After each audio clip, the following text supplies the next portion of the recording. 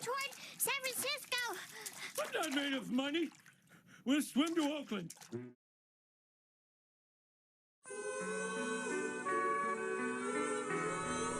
Oakland, a city full of rich history and cosmopolitan culture, situated across from San Francisco.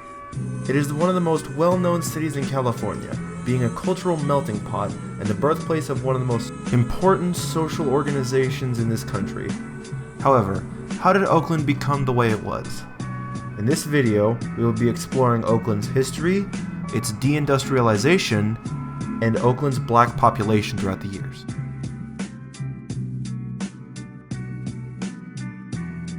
Though the city of Oakland was founded in 1852, we will begin this chapter talking about the end of the Transcontinental Railroad. The Transcontinental Railroad was a railroad system meant to be used to cross the continental United States with the main goal of transporting cargo and people across the United States with relative ease. Many of the people who worked on the Transcontinental Railroad were black, Asian, and white, and once the ceremony of the last spike was completed, where they landed in the final spike of the railroad, many of the workers decided to live in Oakland.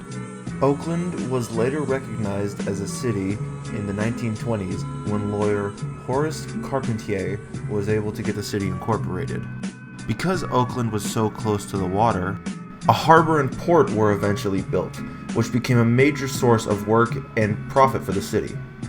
Later, an additional part of the Transcontinental Railroad was built that helped create the wharf, which allowed for faster transportation of materials as well as transportation of laborers and exporting goods acquired at the wharf and pier, making it a large source of income for the city. By 1940, black people made up 3% of Oakland's population.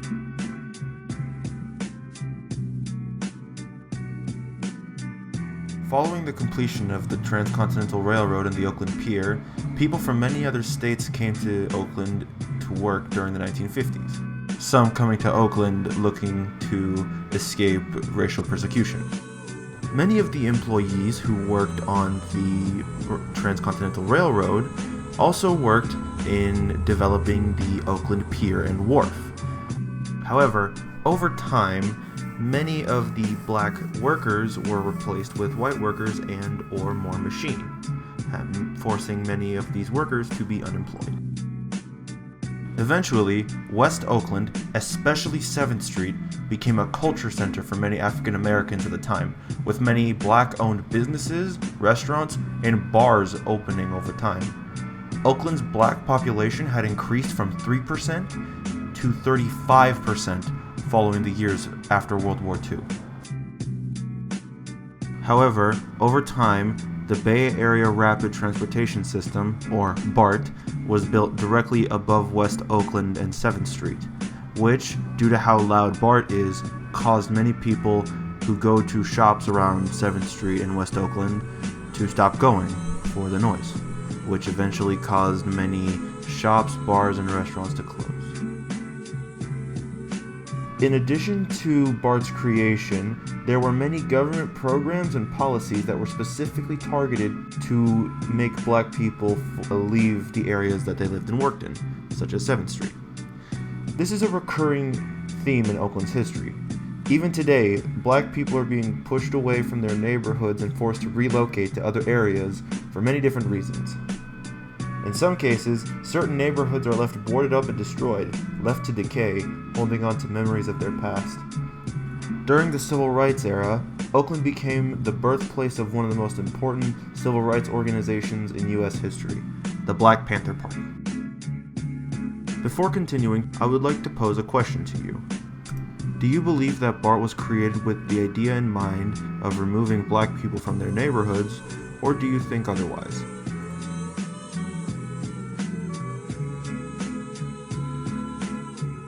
The Black Panther Party was created in 1966 by Merritt College students Bobby Seale and Huey P. Newton. The organization was focused on black nationalism, uplifting black communities, advocating for self-defense using firearms, and protecting residents from police brutality. Members of the Black Panther Party would typically wear berets and jackets emblazoned with the symbol of the Black Panther Party, as well as openly carry firearms, such as pistols and rifles. Members would openly carry firearms with them while patrolling Oakland, mainly for protecting residents from violent police officers.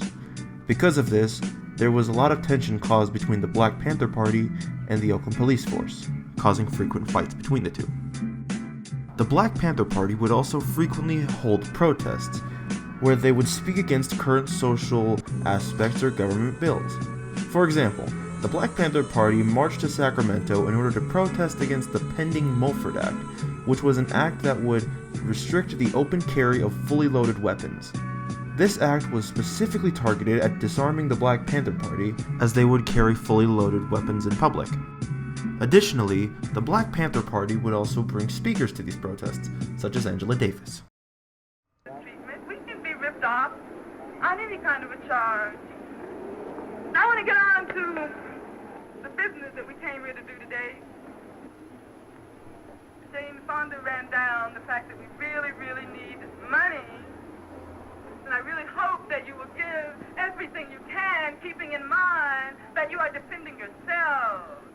You're defending yourselves, you're defending the struggle, you're defending the cause of liberation. The Black Panther Party also sought to help Black communities. They would help Black communities by giving free legal aid, medicine, education, and breakfast to children. However, despite these actions, they would be ignored by the government, and they would be considered as hostile, as pictures of Black Panther Party members with fully loaded shotguns and pistols would circulate in the media.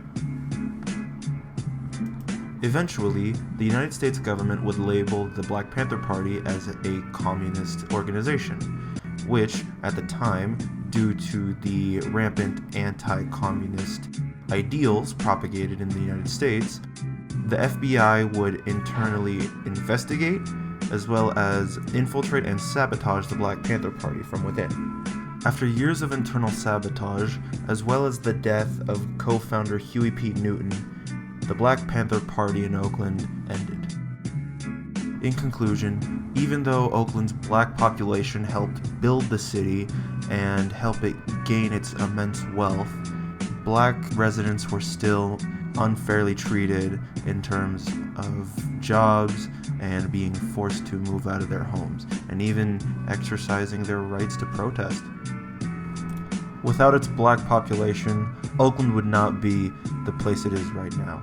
Oakland owes its wealth and prosperity to its Black population. Thank you.